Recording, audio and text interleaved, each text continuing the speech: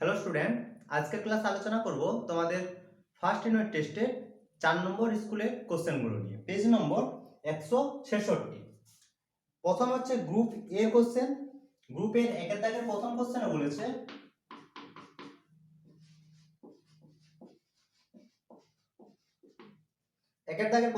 বলেছে প্রধান green house গ্যাসটি হলো। এটার অ্যান্সার হবে অপশন বি, কার্বন ডাইঅক্সাইড। প্রধান গ্রিন হাউস গ্যাস হচ্ছে কার্বন ডাইঅক্সাইড, CO2। তারপরে দেওয়া আছে দেখো অপশন ডি তে ক্লোরোফ্লোরোকার্বন, সিএফসি ওজোন স্তরের ধ্বংসের জন্য প্রধান দায়ী হচ্ছে সিএফসি। পরের কোশ্চেন, উষ্ণতা স্থির রেখে কোন গ্যাসের আয়তন যদি n গুণ হয় তবে চাপ কত গুণ হবে। দেখো, তাহলে আমরা সম্পর্ক জানি যে P1 V1 বাই T1 সমান হচ্ছে P2 V2 by T2। P1 হচ্ছে প্রাথমিক চাপ আর V1 হচ্ছে প্রাথমিক আয়তন, আর T1 আর T2 হচ্ছে, এটা হচ্ছে প্রাথমিক আর এটা হচ্ছে অন্তিম, এটা হচ্ছে প্রাথমিক আর এটা হচ্ছে অন্তিম। এরপর বলছে T স্থির, তাহলে আমরা পাচ্ছি P1 V1 হচ্ছে P2 প্রাথমিক চাপ আমরা ধরছি যে P1 P আর V1 হচ্ছে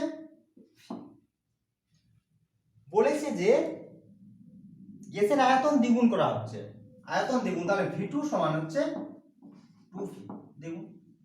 তাহলে চেয়েছে কি P2 কত হবে, তাহলে মান বসাই।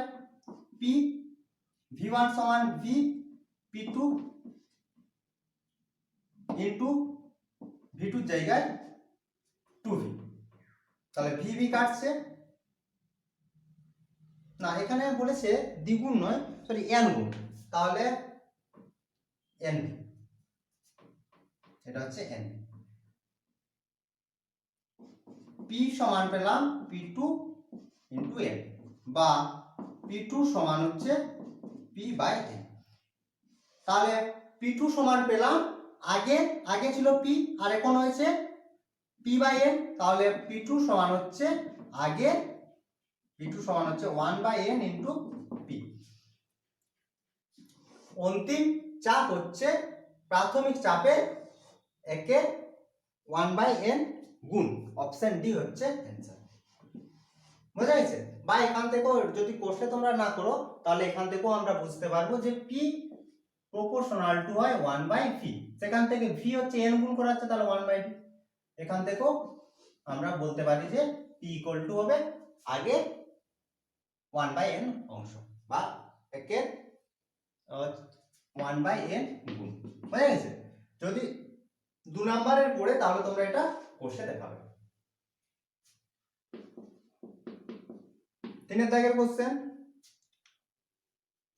দাড়ি কামানোর জন্য যে দর্পণ ব্যবহার করা হয়, এটা অ্যান্সার হচ্ছে অবতল দর্পণ।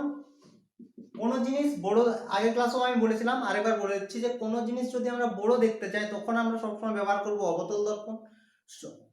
কোন জিনিস যদি আমরা সমান সাইজের দেখতে চাই তখন ব্যবহার করব হচ্ছে সমতল দর্পণ, আর কোন জিনিস যদি ছোট দেখতে চাই তখন আমরা ব্যবহার করব উত্তল দর্পণ। এরপর 4 দাগের কোশ্চেন, সমান্তরাল পৃষ্ঠযুক্ত কাঁচ ফলককে আপতিত ও নির্গত রশ্মির মধ্যে চ্যুতিকোণ কত?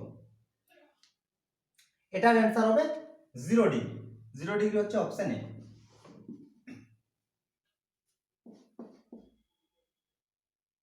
4, এটা হচ্ছে 5, 1.5, এটা 1.3। 5 বলেছে গ্লিসারিনে নিমজ্জিত একটি স্বচ্ছ কাঁচের দণ্ড পৃথকভাবে দৃশ্যমান হয় না, কারণ গ্লিসারিনের প্রতিসরাঙ্ক কাঁচের প্রতিসরাঙ্কের সমান। এটা অ্যান্সারটা হচ্ছে অপশন সি। কোন জিনিস আমরা তখনই দেখতে পাবো না যখন দুটোর প্রতিসরাঙ্ক যদি একই হয়ে যায়, তখন সেই জিনিসটাকে আমরা দেখতে পাবো না। 1 পয়েন্ট পরের কোশ্চেন,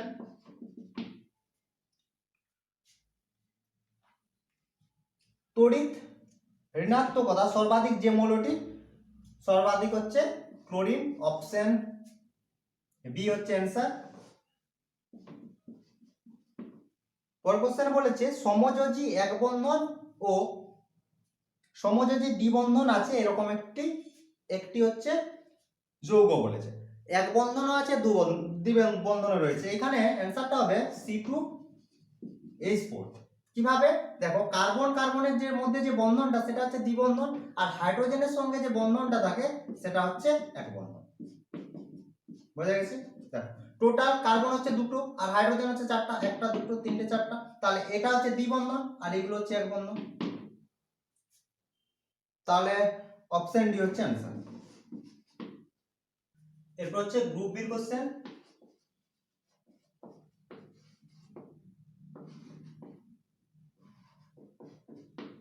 দুই দাগের প্রথম কোশ্চেনে বলেছে সত্য মিথ্যা যে পেট্রোলিয়াম থেকে প্রাপ্ত কঠিন জ্বালানিটি হলো কোক, এটা হবে মিথ্যা।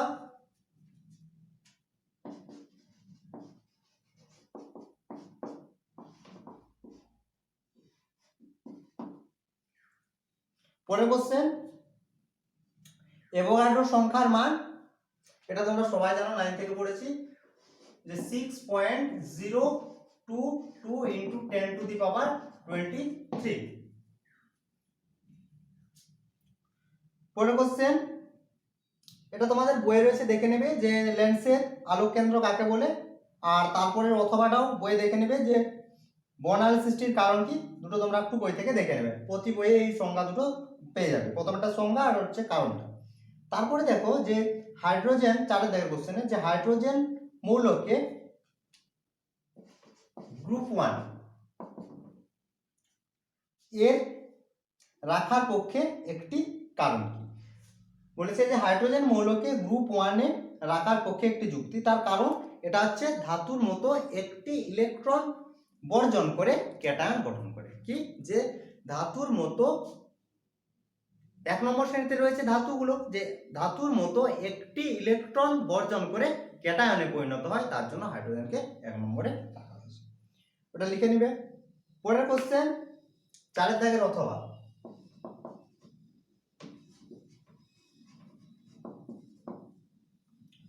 অথবাতে বলেছে আয়োনাইজেশন বিভবের মান শ্রেণী ও পর্যায় বরাবর কিরূপ পরিবর্তন হয়। প্রথমে বলি পর্যায় বরাবর। পর্যায় বরাবর, পর্যায় বরাবর যদি বাম থেকে ডান দিকে যাওয়া হয়, বাম থেকে ডান, বাম থেকে যদি ডান দিকে যাওয়া যায় তাহলে হচ্ছে বাড়ে, আর নিচের থেকে যদি ভুল লিখলাম, উপর থেকে যদি নিচে যাওয়া হয়, উপর থেকে যদি নিচে, তাহলে হচ্ছে কমে। আরেকবার বলে দিই, বাম থেকে যখন ডান দিকে যাব তখন হচ্ছে বাড়ে, আর উপর থেকে যখন নিচে আসবো তখন হচ্ছে কমে। 5 কোশ্চেন, এমন একটি যৌগের নাম লিখো যা আয়নীয় অবস্থায় সমযোজী কিন্তু জলীয় অবস্থায় তড়িৎ পরিবহন করে। গ্যাসীয় অবস্থায় সমযোজী আর হচ্ছে জলীয় দ্রবণ হচ্ছে তড়িৎ পরিবহন করে, সেটা হচ্ছে হাইড্রোজেন ফ্লোরাইড।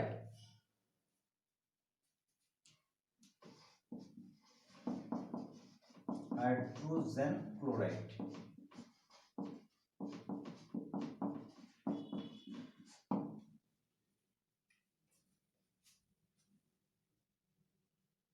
পরের কোশ্চেন বলেছে একটি প্রিজমের কয়টি আয়তাকার তল রয়েছে, এটার অ্যান্সার হবে 3টি। 2.6,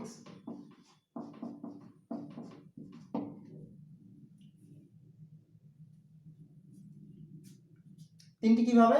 দেখো, প্রিজমের কথা যদি আমরা ভাবি, এরকম হয়, এটা এইভাবে চলে যায়, আর এই পাশে একটা ত্রিভুজের মতো থাকে, ঠিক আছে, এরকম থাকে। নিচের যে তলটি থাকে, এই তলটি হচ্ছে আয়তাকার থাকে, আর সাইডের যে দুটো তল, এই পাশে একটা তল আর সেই পাশে একটা তল, এই দুটো তল থাকে আয়তাকার আর নিচের তল। তাহলে টোটাল হচ্ছে আয়তাকার তলের সংখ্যা হচ্ছে 3টি। শূন্যস্থান পূরণ কোশ্চেন বলেছে বস্তু ত্রিমাত্রিক বোধ সৃষ্টি হয় চোখের ড্যাশ দৃষ্টির জন্য, একটা হচ্ছে বিষম ত্রুটির জন্য। ত্রিমাত্রিক বোধ সৃষ্টি হয় তাহলে বিষম ত্রুটির জন্য, এটা হচ্ছে 2.7 বিষম ত্রুটি। তারপর দেখো 2.7 না, এটা ছিল এর অথবা 2.6 এর অথবা 6 দাগের অথবা ছিল এটা। আর 2.7 এ একটা ছক দিয়েছে দেখো। প্রথমে বলেছে জেড বিমান চলাচল করে তোমরা জানো সবাই শান্ত মণ্ডলে বলতে স্ট্র্যাটোস্ফিয়ারে। তাহলে একেরটা হচ্ছে, একের অ্যান্সার হচ্ছে একের হচ্ছে বি। তারপর পিভি লেখচিত্র হয় সমপরাবৃত্ত, তাহলে দুইয়ের হচ্ছে সি সমপরাবৃত্ত। আর এ আর বলি যে দন্ত চিকিৎসায় ব্যবহার করা হয়, এক্ষুনি আলোচনা করা হলো। তিনের হচ্ছে অবতল দর্পণ। অপশন বলছে আবার এর থাক। তাহলে এই ছিল আজকের ক্লাস। আশা করি আজকের ক্লাসের কোশ্চেনগুলো তোমরা বুঝতে পেরেছো। যদি কোনো সমস্যা থাকে অবশ্যই কমেন্ট করে জানাবে বা হোয়াটসঅ্যাপ করতে পারো। তো আজ এই পর্যন্তই, তোমার সবাই ভালো থেকো, বাই বাই।